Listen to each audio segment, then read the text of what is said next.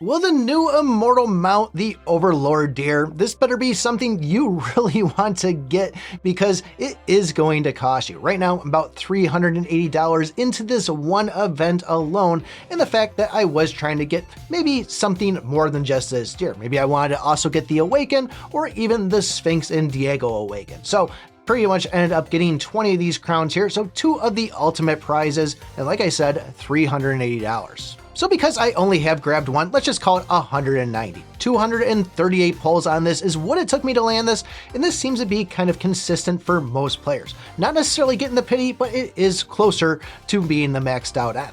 So was this worth it? I don't really like spending this much money on this, but given that this is our first immortal mount, figured I had at least get it tested out and see how well it actually does. Now the first thing I'll say is the passive stats are pretty big on this, giving us a 15% to our global HP. If I remember correctly, with getting a Diego unlocked, that was only going to be a 10%, and then the speed for it would be 8, where this one actually gives us a speed of 10. So in a situation you have this, you don't want to use this skill, you don't want to use it in the Awaken, well, you still can mount this because this thing looks pretty cool, giving off a little bit of a Dragon Ball Z vibe there with the floating cloud. But as you can see, we also have the ugly fish outfit on. A lot of people not liking this, but this is something I'm really digging.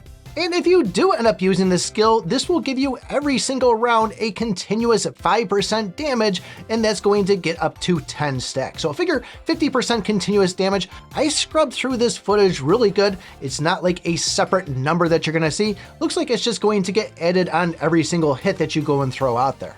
So don't expect to see a final number, don't expect to see your attack increasing like an attack stack from War Veteran. This is just something that's going to be mixed in with the batch. So one thing you will see is going to be the shield, and you'll see this Majesty icon up here. They do say that when every time you deal continuous damage, you'll be seeing a shield at 20% of the damage dealt, up to 15% of your max HP. But don't think this is going to be a shield every single hit on it. Like I said, we're not seeing that overall damage number for the 5% increase. It is mixed in, but this shield will only pop up once. However, this will go up as your HP goes up, but although I didn't see it actually increasing with each stack, which probably means I was maxing out on that 15% health. But given that we got our global HP plus 15% and now a shield every round for 15%, this is something I'm really starting to like. So when it comes to the Awaken skill on this, every 2 rounds, you're going to have a Stampede go out, and this is going to be doing 100% of your damage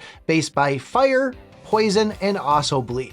Now in a situation where you've already done some fire, poison, or bleed damage, when this thing hits, you'll be doing an additional 25% damage up to 25 times your attack. Now, I don't know if that 25% is absolutely correct on this because you will see a secondary number there, and you can see in this one here, we have 717 for the flame, 656 for the bleed, and 656 for the poison. However, I'm only doing 10% of that additional damage. It can be a little tough to see there of 71 million, but not necessarily 25 times this 500 and something million attack that I have. Now this one really doesn't fit my build at all for the Awaken side on things, but still, if you are building around this stuff, it actually could be pretty beneficial. The other positive on this is we're being an immortal pet, our Awaken is going to have a 50% of our life inheritance, where those boring old mythic ones there only come with 40%. So where I do have an extra 10 of these ultimate crown things to go and claim prizes, my thought was I was going to go and originally putting it into the Awaken, but now I'm thinking to myself, because of that build on it, it might not actually benefit me the way that I want it to.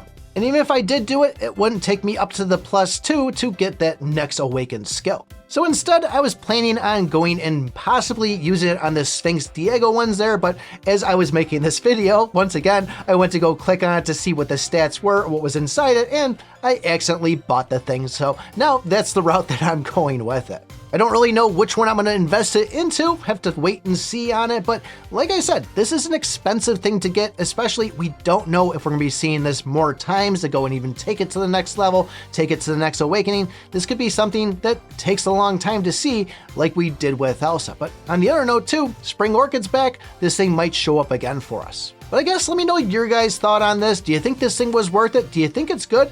And if you want to know the best way to maximize your rewards during this whole event, take a look at this video right here. Thanks for watching, and remember, I pick my butt.